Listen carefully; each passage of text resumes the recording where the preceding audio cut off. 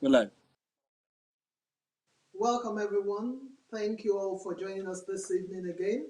We have missed you and we are blessed, by our gathering tonight. We thank God for our lives. We thank God for everyone. It's good to be back online this evening. If you haven't invited anyone to hang out with us this evening on whatever platform that you're on, please quickly share the link with your family members, with your friends, and we'll be happy to, have you. Let's share a word of prayer before we begin tonight. Our Father and our God, we want to thank you. We thank you, Lord, for the gift of life. We thank you for bringing us together once again. We thank you, O Lord Almighty, for good news we keep hearing of one another. Eternal Rock of Ages, be thou exalted in Jesus' name. Our Father and our God, we commit this fellowship into your hands this evening. We ask, O Lord Almighty, that you come and breathe upon everything that we'll do here today and take the glory at the end of it all. For in Jesus' mighty name we have prayed. Amen. Amen. Amen. Good evening once again, family members and friends. It's nice to gather again and to just chat with one another. And today we're discussing something very, very big and important: our money, our finances. And we are blessed to have one of our extended family members joining us today. She used to be in Jesus House, Chicago for a while, but now she's the first lady of Victory Chapel, Lombard, Illinois. We're so glad to have Pastor Mrs. Tayo Fijabi joining us today. In addition to her role as the First Lady of the church, she's a certified financial coach. Her background is rooted in auditing, finance, and accounting. She has over 3 decades of professional experience spanning various roles at KPMG, GT Bank in Nigeria, now to BP in America, Exelon, and Comet here in America. And besides being this, she's also a wonderful mother of two wonderful girls. She's devoted to empowering the next generation of believers to be passionate about their faith and excellent in their vocation. She's also very, very keen about empowering believers to be good stewards of their resources. In her spare time, she loves to volunteer with various non-for-profit organizations. Today, we're so glad to have Pastor Mrs. Tayo Fijabi joining us. Can you please make welcome Pastor Mrs. Tayo Fijabi today?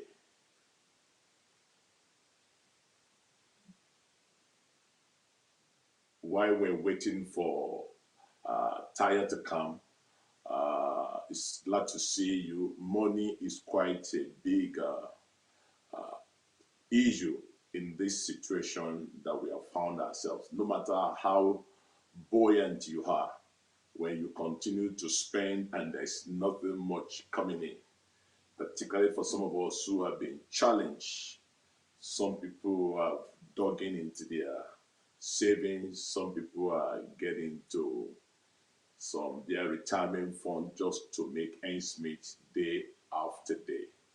But I believe by the grace of God, our time together here this evening, we shed some light on how to navigate, on how to handle meager resources. Here comes Pastor Mrs. Tayo Fijabi. Can we make welcome again? You're welcome. Thank So you over so to you. much for having me. Good evening, everyone. I'm so excited at the privilege of hanging out with you, with Pastor Bayo, with Pastor Yemi, and the amazing Jesus House family. Thank you for having me. Well, many people are very good with their finances and some not so good. However, during this time, we have together, we'll be discussing managing our finances and the challenges that there are out there. Our first set of questions will be dealing with handling our finances in this season. So I'm asking you on the various platforms if you have any questions, please type them in and we will be sure to ask Pastor Tayo, as we get along. For our financial coach today, the first thing I want us to just address: how do you manage your resources in a pandemic, in a situation that we have found ourselves? Thank you very much for that question. So, pretty much how you manage your finances at any point in time is to operate, with a surplus mentality. What do I mean by that? All the time, you always have to like make sure that you're spending less than you're making. So when we now look at this current situation, that is because of the corona, virus, and the fact that some people are losing their jobs and all that. One of the things that we need to focus on is to make sure that we're conserving as much as possible, conserving as much of your money as possible. So what do I mean by that? So if you feel that your job, for example, is going to be in jeopardy because of the uh, current situation, what you then need to make sure you're kind of trying to do is to slow down the outflow of your funds so that whatever funds you have can last longer. So, which means that if you're renting, you might want to, explore the Tenant Eviction Protection Act, where you can defer your rent payment for a little bit. If you're a homeowner, you might want to explore the Mortgage Protection Act, which helps you to maybe skip some mortgage payments without facing penalties just for a little while. But just make sure that you remember that both the tenant protection and the mortgage protection are not gifts. That is, you still have to pay. So if you can afford to pay and your livelihood is not uh, in question, please go ahead and continue to make your payments at the right time. Thank you. So that question, I've lost my job and I've built on some savings, but now my savings are dwindling. And what do you think I can do? How do I best manage the little I have? Okay, so there are various things you can do right now. So the first question will be if you're an employee. If you're an employee and your employer kind of says to you that your employment is ending, what you then do is to file for unemployment benefits. File for unemployment benefits. But if you are a contractor, what you need to do is to reach out to your bank. A lot of the banks don't want you to call in if you want to ask for the COVID payment protection plan. They want you to apply online. And for a contractor, one of the eligibility requirements is that you have to be able to prove that at least 45% of your earned income has been negatively impacted by the current situation. So you have to have some documentation that shows your previous earning, that shows your current earning, that shows the fact that maybe you've lost a contract, or something that just shows that you truly are going to lose at least 45% of your normal earnings. And then they capped it at 100,000. So which means that if you're earning more than 100,000 under normal circumstances, the cap will still be there. So you fill out the form online. They'll get back to you if there's any um things they want you to fix and stuff like that. That is for a contractor, a small business owner. And also, if you're an employer of labor and you want to keep your employees, you could also apply for some funds to be able to keep paying your employees for, I believe, 6 to 8 weeks, that you can still continue to pay them. So, and you'll be able to get that funding. Note that initially, that funding, particularly for paying your employees, is a loan in at the onset, but if you can prove that you kept them on throughout the period, then it can be converted to a grant at the back end. Thank you. We were talking, let's talk about, since the question, a follow-up question to the issue of savings. Um, then he mentioned the fact that the savings are declining. So how best do you manage your cash flow? What are the things you can do to manage the cash flow?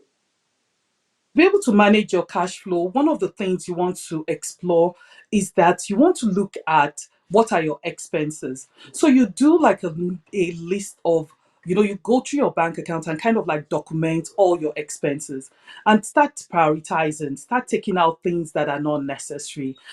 For example, you could find that maybe two members of the same family have like an Amazon subscription, Amazon Prime subscription. You can drop one, you can drop both. You can look at your internet package, um your TV package.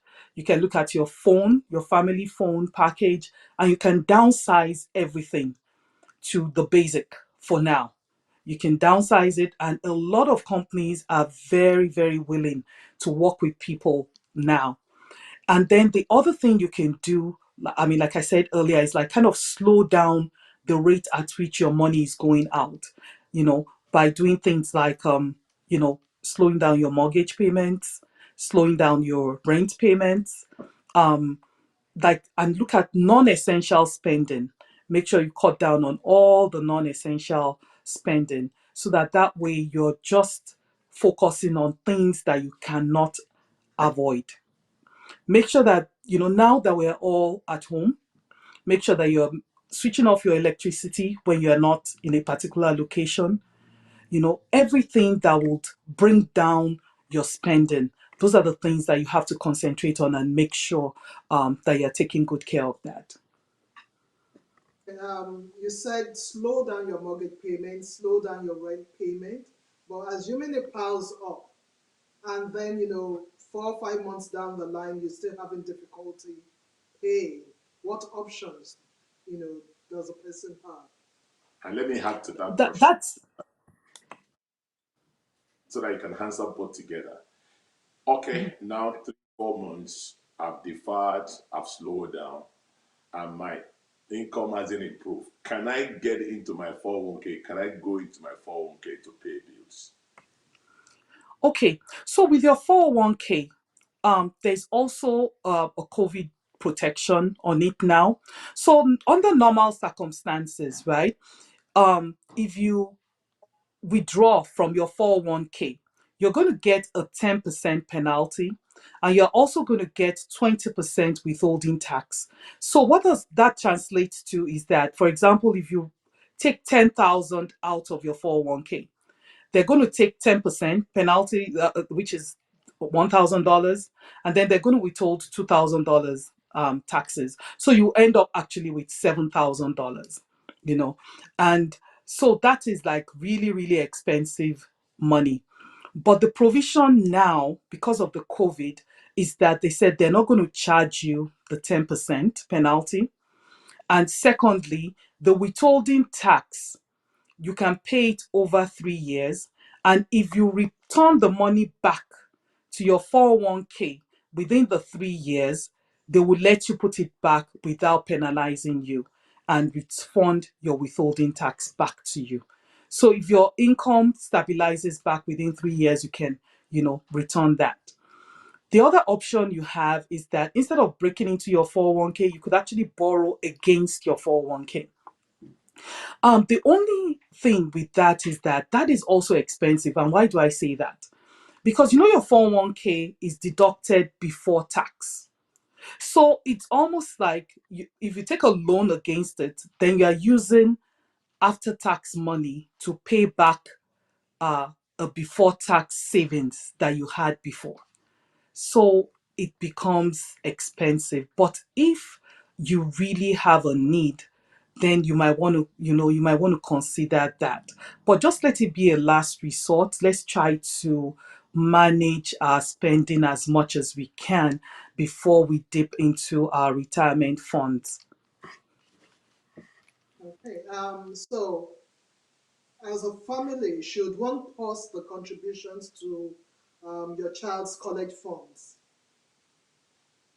Um, for college funds, that's like a lot of it is like maybe 5 to 9 programs. So what you need to do in either, pausing your child's college funds, is that you have to reach out to the organization, because everything has to do with documentation. You want to make sure that there is a meeting of minds, and this covers the same, like the if you want to stop your rent payments, slow down your mortgage payments, you always have to reach out to the note holder and make sure that you have a meeting of minds and documentation, because that is what is going to protect you if there's ever any dispute down the line. So for the 5 to 9 program, that is like saving up for college for your kids, you can reach out to them. And like I said, a lot of organizations are very open, to negotiations regarding slowing down of payments. And I would also add one more element. So, for example, if your child has an admission into school and your financial situation changes, you can also reach out to the school, because the government also gave schools some money to support less privileged students. So you can also apply. If you turned in your FAFSA, you can then tell them that the situation has changed, because they'll give your child um, scholarships based on your FAFSA. So if you have lost your job, that means that that financial situation has changed. And the government has given a lot of educational institutions some money to support that kind of program. So you might want to reach out to the admissions of your child's school as well to see what you're eligible for. Okay, do you have some of those resources on the website? Because I know a lot of resources we keep sharing with our members and friends in Jesus. But as far as school educational aspect is concerned, we've not been. I don't think we have that. Do you have those resources? Your website we can check for such opportunity, so that people can be aware of this regarding school fees and things like that. Yes, I can get that information and pass it on to um, one of the organizers like Bumi. I could send out the links to that, so that way you can, everybody can benefit from whatever they're eligible for. Thank you so much. One question here said, I've been told my landlord cannot evict me during this period, and I'm not able to pay my rent. That is good for now. But what happens when things resume and my rent has piled up for at least 3 months and I can still not pay? What happens? That's exactly why I said that, the landlord um, tenant protection act is not uh, is not a gift. Is You have to pay it back. However, if you're a small business and you are in a commercial, rental situation for your business, part of the loans that you can get covers your rent as well. So in that case, you would, have the opportunity to explore that route.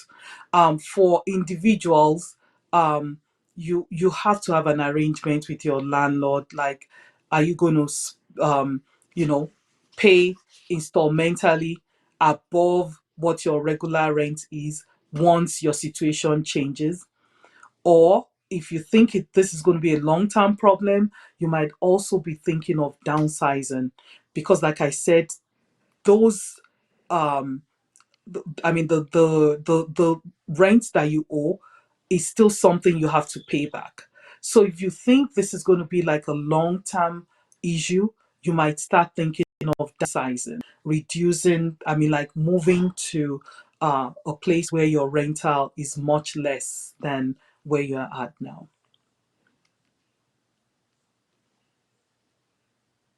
Has access to the funds as of now. Would that be correct? Sorry, can you repeat the question? That not every business has access to the stimulus package.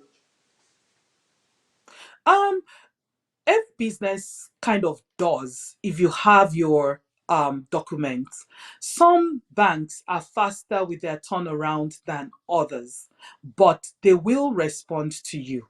What they want is for you to provide adequate documentation, because for those banks also, they want to protect themselves, because after the dust settles, they're still going to check their papers and make sure that the loans that they provided were provided in good faith, that they had documentation that they were able to check. So my I mean, so what usually happens is that they have standardized forms, you know. You have to have a relationship with that bank prior to now. Community banks are also very helpful, and you can reach out to the SBA. That's the Small Business Loan Association, the Small Business Association that is close to you. There are a lot of them at the community colleges, and if you're in doubt of anything, they are always very, very willing to provide some guidance. And they're open all through this time. I mean, like not open physically, but they are available virtually. So you can call in, you can ask your questions. Um, there's actually a document that I already provided to one of the organizers that just documents like links to, if you're a small business, what you're entitled to, the federal programs, the local programs that are specific to Illinois that you can, get to and see if you're eligible for them. What do you say to our community? Generally speaking, we are not very, very smart when it comes to checking out all these resources, and we're going through this challenge. Is there a way we can avoid just going through those resources? Um, what I would say is that one, they're like, if you have a small business, one of the easiest ways you can find out what you're eligible for is to reach out to the SBDC that is closest to you. That's the Small Business Development that is closest to you. A lot of them are located in community colleges that are in various neighborhoods. One of the really good ones is located actually within the church of Pastor Winston. They do have like a SBDC that is located right there in the church. They're very, very good resource. And, if you reach out to them, they'll tell you what you're eligible for. They'll tell you how you can apply, and they'll walk you through. That is for small businesses. For individuals, you need to have a budget and change that budget probably, so you can reach out to get a financial coach.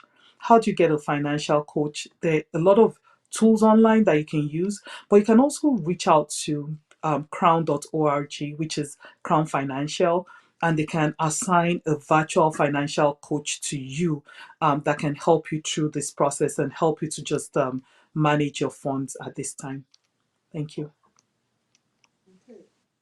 Talking about investments, if you have spare funds, would you advise that one invests it, and in what? Okay, so with investments, all the time, it's a good thing to invest. Two caveats, however. One is that you want to make sure that you're investing in something that you know about. You have to be ready to do your research. You have to be ready to make sure that you're, really, really finding out about that business before you invest in it. For example, like now, a lot of people are, investing in the stock of pharmaceuticals that are into the business of maybe investment and stuff like that. But there are never any guarantees in business, because what if the company develops a vaccine that doesn't work? you know, things can go wrong, things can also go right. So my advice is that whatever you want to do, make sure you're researching very well. because even in this time, there are a whole lot of scam artists that are going around peddling different things. And, if you anything that sounds too good to be true is probably not true. So take the time to research. And there are different organizations that could also help you check out, different products to make sure that um, that you're doing your research correctly. Check the Better Business Bureau, check the track record of that company. Just make sure that you are protecting yourself before you part with your hard earned money. Okay. So, but since we are talking about investments, how do you address, yes, I want to invest, but how about the volatile nature of the stock market nowadays? What kind of adjustments do you think I need to make to what I have there or I'm planning to do? What are the things to watch out for? Okay, so with the stock market, why you have to be careful is that if you take your money out now and the losses are already there, that means you are baking in the losses. So you cannot get the advantage of a turnaround that might come in future. Because one thing you have to remember is that the stock, itself is not what is fundamentally bad, but the environment. So except if it's a stock in a business that does not have a future anymore, um, you probably are better off riding out the season. Keep investing, maybe diversify your portfolio differently. If you're skewed into an industry that looks like it's going to be very, very badly hit for a long, long time, you might want to, get out of that. But you have to be really careful because, like I said, if a stock has already tanked and then you want to get out of it, then you are baking in the losses. That means you're taking 100% of your losses. But if it's a stock in a company that you believe will still turn around in future, and you don't need that money now, you might actually be better off just leaving it the way it is. Uh, or, like I said, if you're sure that you have some investments in a sector of the economy that looks like it's never coming back, you might want to diversify your portfolio a little bit differently. Okay, I have a question for you from one of the viewers, and it says, is it wise for students to stop paying on their student loans during the government initiated forbearance and focus on other high interest debt? Or should they take advantage of the forbearance period and continue paying on the student loan to make a big dent on their student loan debt? Thank you so much for that question. You see, the thing with forbearance is that it is not writing off. You still owe that money. So what I would always say to people is that if you can afford to pay, if you can afford to make those payments, please continue to make your loan payments. However, if you are in a situation where you have other debts that are high interest rate debts, you might take advantage of the forbearance and pay down your higher interest rate debts. But also make sure you're looking at the terms of the forbearance from your educational institution. Are they adding on to the back end, as in when the forbearance goes off, the payments that you did not make, do they fall due? Or are they added to the back end? Because if they're added to the back end, that means that you're still going to just be making the same payments that you were making before you stopped. But if it's going to be either redistributed to this or it becomes due immediately, you just want to make sure that you're checking the small print, you're looking at what are the terms, and you're making sure that you check. I would always say to you, make sure you check your documentation. If you're not very sure, have somebody read it over for you, before you sign anything. Thank you. Okay. We have a couple of questions. That's nice. The second one says, "What's your advice for people that have full-time jobs but also had hustles to help supplement their income? Can or should they also apply for unemployment now that it's open to 1099 workers?" Two things. Remember that I said that because if you file your taxes and you're able to show that your current income as is significantly reduced, you are eligible. Unemployment is when you lose your job. If you did not lose your job, you cannot claim unemployment.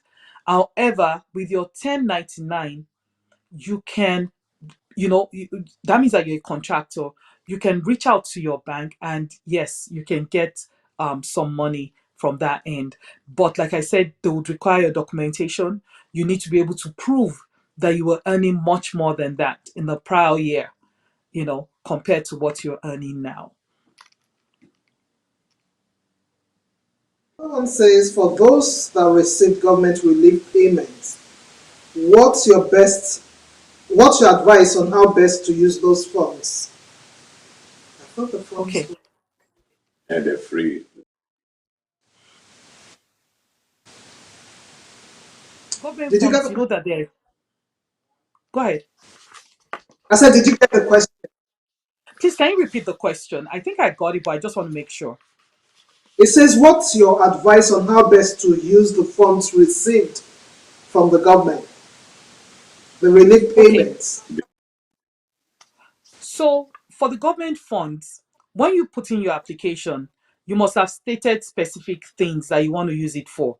So, for example, if you say that you have employees and you want to continue paying them, understand that there is a specific provision for that. You have to keep paying those employees and you have to show that that they're still on your payroll even after the program. Then it becomes a grant. But if you lay them off before the time, that means that you're going to have to pay that money back. If you made a false claim and you got the money, you're going to have to pay the money back if they ever do an audit. But let's say you have the money and you got it because you're eligible. You have to make sure if you truly lost income, we don't know when this is going to end. So you want to make sure that you are stretching that fund. But if you're a small business owner, you can also like think about other things you want to invest in that are useful now. So let me give you an example. There's a company that used to manufacture bridal gowns. Now that most people, there's no summer wedding, there's nothing happening, they some people will just like literally close down. But they repurposed their company and now they're manufacturing face masks. There's also another company that does alcoholic beverages. Now they've changed their production and they produce hand sanitizers.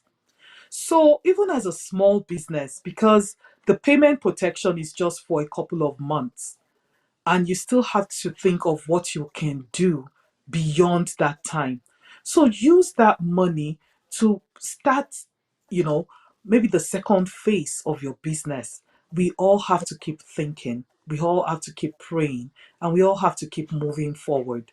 So let's not take it as like, wow, this is some windfall that I can just spend.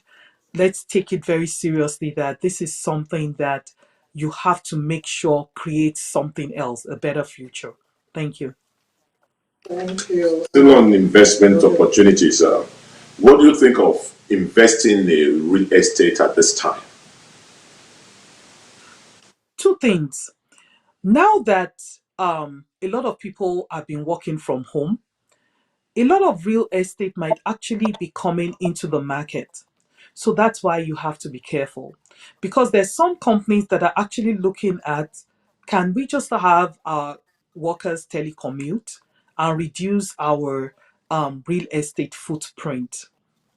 There's some companies that are actually transferring from like, physical stores to e-commerce. So you want to really make sure that you're checking things out. You're making sure that, because the real estate market might not even be at the bottom yet.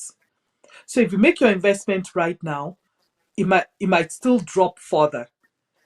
One, two, more people might not need to be going to any office because they found out now that they can actually work from home and still get their stuff done.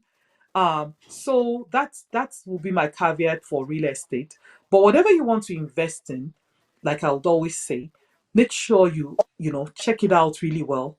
Talk to people that are professionals. Be mindful of who you are taking advice from. Have they been successful in that business that you want to do? Okay. So if somebody is a medical doctor, you probably shouldn't be taking real estate investment advice from them, except they have a side gig that is making a whole lot of money on real estate. Thank you. Okay. There's a follow-up question on the forbearance.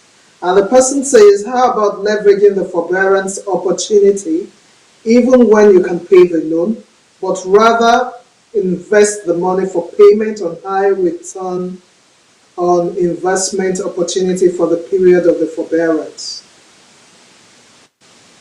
Thank you so much for that question. Um, you see, I don't know if anybody has the experience of, your good intentions when you see this credit card offer that says you have 0% and you can consolidate all your other credit cards. Your intention at that time is, oh, let me consolidate everything and then I'll pay everything before I start having to make payments. But a lot of times we don't do that. When we have extra money, we spend it. So, except you have like a specific thing that you want to invest in, any part of these programs that are not total gifts that you have to pay back, I would say be very careful before stepping into it. It's called a forbearance because you still have to pay it back. And like I said, there are a whole lot of scam um, programs that are going on. But there are also a whole lot of really good investment opportunities that are going on. So it is your duty, the owner of the funds, to make sure that you are investigating really well. Step into your small business development organization that is the community college that is right next to you. Call them up. Tell them what you're planning to do. Call the scores, which is like a whole group of retired professionals that provide their services free. You want to talk to people that know about the business you want to invest in and kind of get their opinion, before you go into it. Thank you. Okay, I have a question from one of the viewers, and it says, what type of life insurance is best, and is it a necessary payment during these challenging times? Life insurance is a very good thing, um, because it gives it gives a cover to your loved ones. You want to make sure that your loved ones are in a very good space if anything happens to you. I know we're believers, I know that we trust God, but what I believe is that most programs that are out there, the Lord gave people the wisdom to set it up. So, if particularly if you have young children, make sure you have a life insurance that covers your spouse, covers your children. Make sure you have life insurance so that if anything happens to you, they're taken care of. Now, in terms of the payments, premiums, insurance agents are very, very renowned for taking away your coverage if you miss payments. That is why I would always say, always reach out to the owner. Make sure that if you want to maybe stop your payments for a while or whatever, you need to reach out to them. You need to make sure that it's acceptable. You need to make sure that there is documentation, there's a meeting of minds, that you read it and make sure that you're not going to lose your coverage. Make sure of all those things. But please do not just stop, because if you stop, you can lose all the benefits that you've been, that you have been paying for all this while. So very, very important for you to make sure that you're talking to your agent, you're talking to the company before you make any decisions. Thank you. Well, with this environment, I know we see the bad aspect of the pandemic. How about the opportunities? Is it what kind of business can I go in to also be part of the silver linings of this situation? What areas do you think I can put some more investment in? Or what kind of business? Or is it a bad time to start business, or is it a good time to look at opportunities also where we can also make some money? Every time is always a good opportunity, because why do I say that? In every boom, some people become bankrupt. And in every recession, some people become millionaires. So every time is an opportunity to move forward. What you need to do is one, do not panic.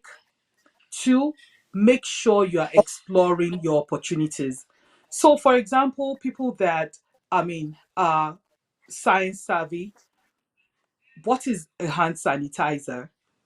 A hand sanitizer is just alcohol that is put into a gel and is bottled into smaller containers. What is a face mask? A face mask is just composed of a couple of things. I bought a package that is normally $5 before COVID. I bought the pack for like $40. You see? So there's a whole lot of things. You know what your skills are, because God has given each and every one of us different skills and talents. But you have to be very, very alert. You have to be very, very intentional about looking at, are there things that you can use your gifts for? For example, a lot of organizations are trying to to have an online presence because of the COVID. Whether there is there something that you can put together to help people do that. So different things, you have to come together, you have to think, you have to pray, you have to really be alert and recognize those opportunities. Why I don't like prescribing a specific one is because I know that we're all wired differently. Something that I would invest in and put my best in and make so much profit on, some other person will try it and they'll make a huge loss, because we're wired differently, we have different gifts. But one thing I know is that there is no gift that cannot be turned around for profit. So you have to do your research, and now is the time to do it. Don't spend all your time watching Netflix in this time.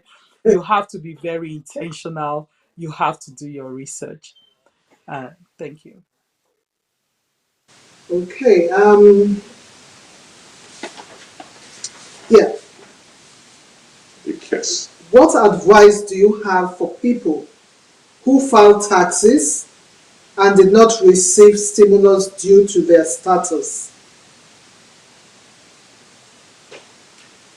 So that is status. Let me understand what the question is. Are you talking about status in terms of uh not having papers or earning too much?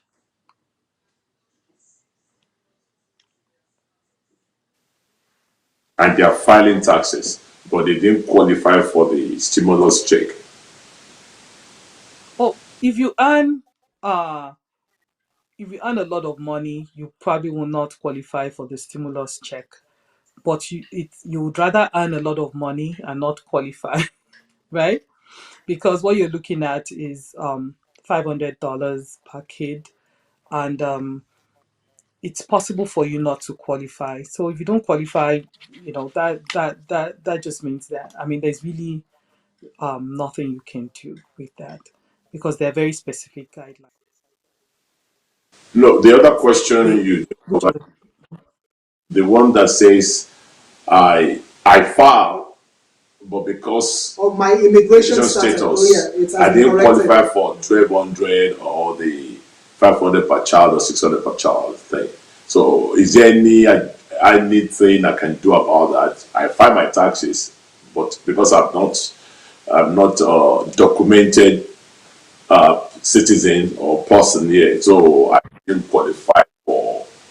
Is there a room there for any state assistance there? I don't really know if there's something like that for, but I don't know generally at the federal level. No, because the first question they're going to ask you is, what is your social security number?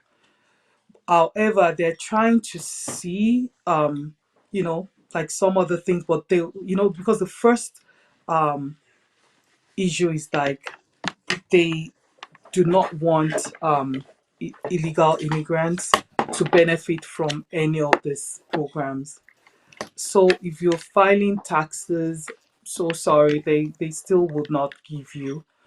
But there are some um, programs like, I know it might not sound like much, like the food pantry, um, like those kind of things. I mean, that is available for everybody. Um, like, you know, hospital, going to like a clinic that will not charge you, those kind of things.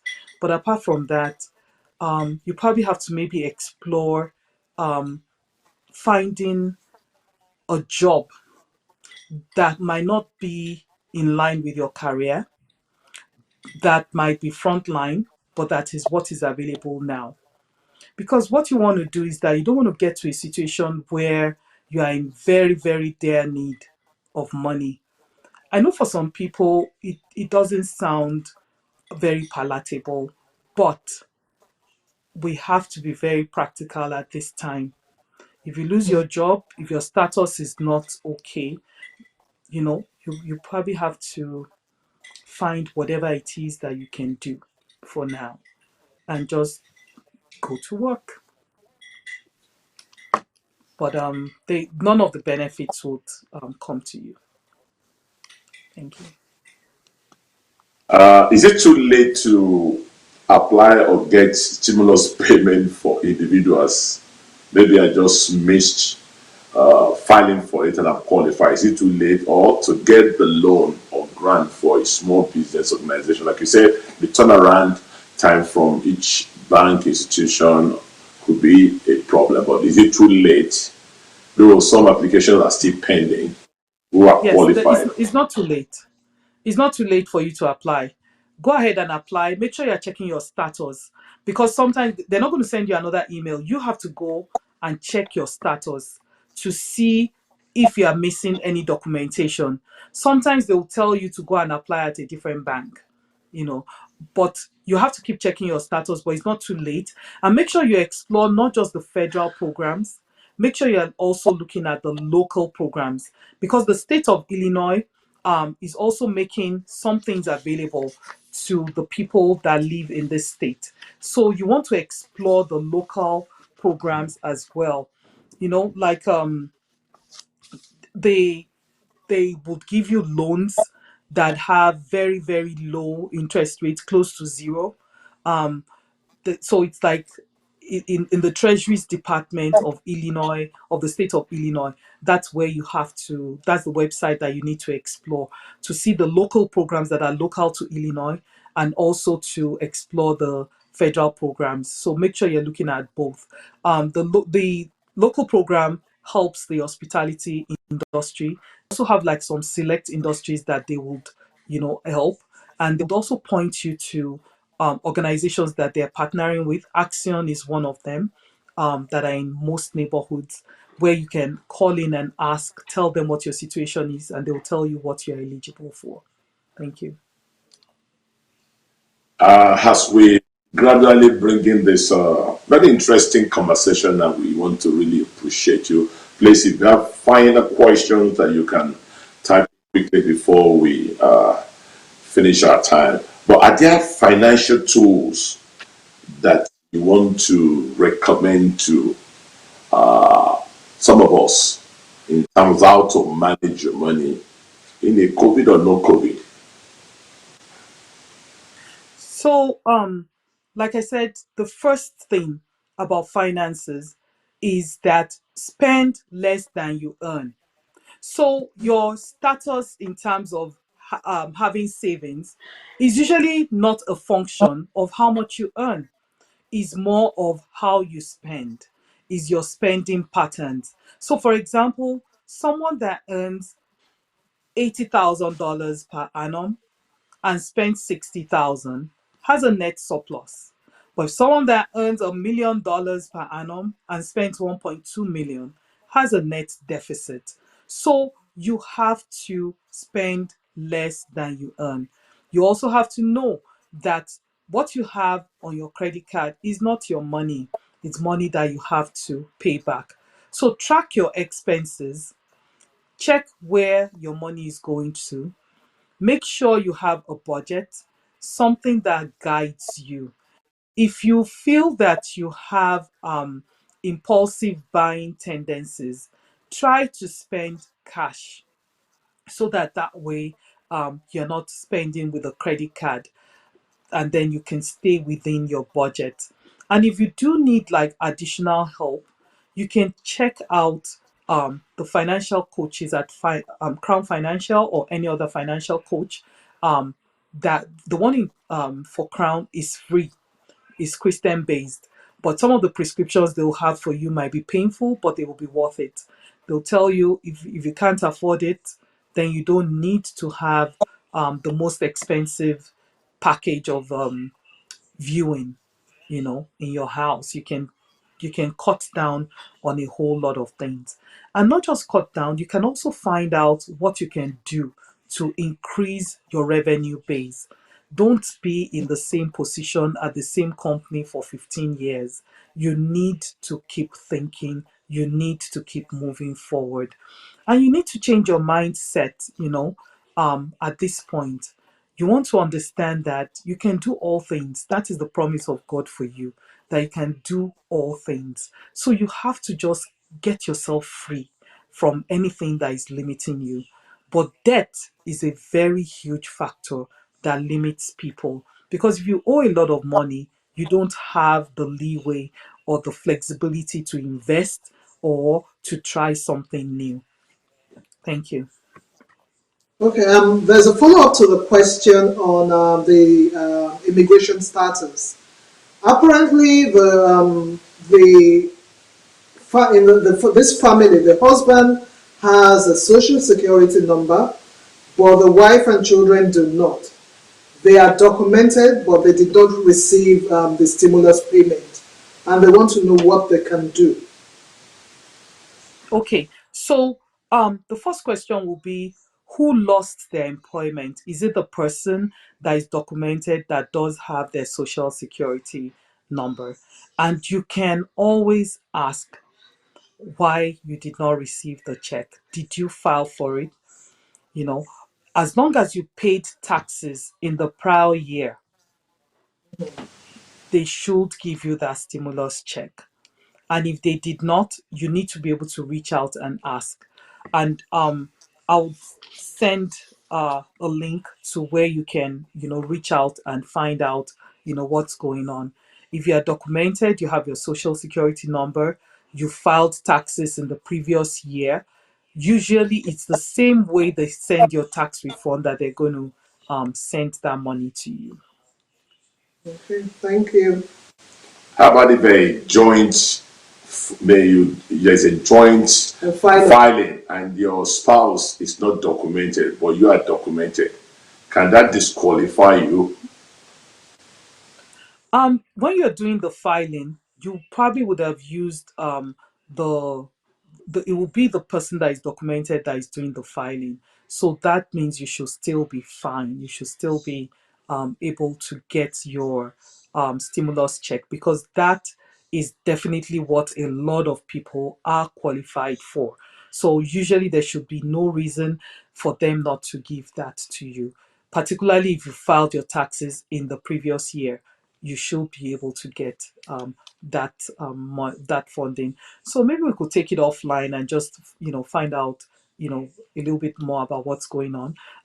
But there are organizations that would help you to find out what's going on and make sure that you do get your stimulus check. Thank you so much. I think we're almost rounding up the conversation tonight. What an interesting dialogue and conversation hanging out with Mrs. Tao Fijabi regarding managing our finances, managing our resources in a COVID or post-COVID. And we want to really appreciate you for sharing your depth of experiences. And basically, it's about spending less, get yourself into budget, and be resourceful.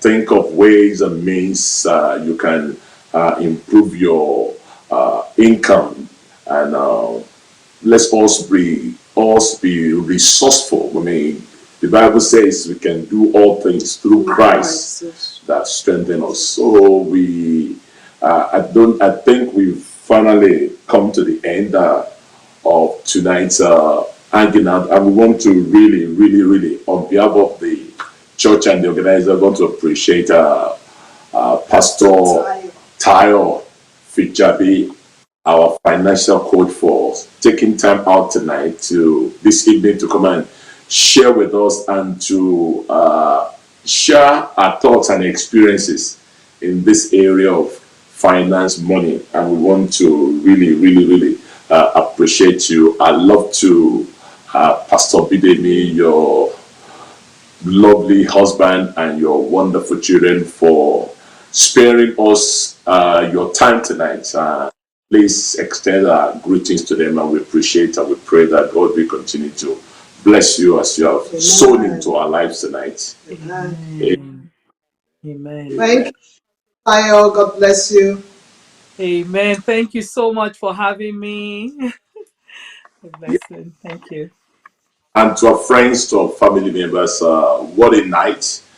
I believe by the grace of God, you've been able to get some nuggets and some information. And Jesus House, by the grace of God, has been doing a lot in terms of providing resources, information. Mails are coming out virtually every week to inform us of opportunities in any area, financially, economically, to help us. I just want to appeal to us, please, let's take time to read those things and investigate, check in, log in, find questions, and ask people, how can I, even if you are technically challenged, we can help one another. And for our friends also, always reach out to us. We appreciate you for joining us tonight, and I pray that in 2 weeks' time, we'll have something else to look at and to discuss that is relevant, practical. We want to thank you for spending your evening with us, and we pray it to be very, very beneficial. Don't forget, the church building is closed, but we are still meeting virtually. All our meetings, all our programs are going on, and we're in an interesting series in Jesus House, Chicago. We're talking about Against All Odds, their series about marriage and family, and it cut across your status: singles, divorced, separated, single parents, widowers, married, all of us. So I pray that you invite somebody on Sunday at 9 and at 11 o'clock. Thank you so much. I'll ask Pastor Emi to close us tonight. Our Father and our God, we want to thank you. We bless your holy name for this meeting. We thank you for the great and mighty things that you continue to do in our midst. Be thou exalted in Jesus' name. Father, Lord, as we end this meeting, we do not depart from your presence, but your presence goes and abides with us. In the mighty name of Jesus. Blessed be your holy name, for in Jesus' mighty name we have prayed. Amen. Our next annual meeting is Thursday, May 28th, in 2 weeks' time. Please don't forget, there will be none next week, but upper week. God bless you. Have a wonderful evening, and regards to your loved ones.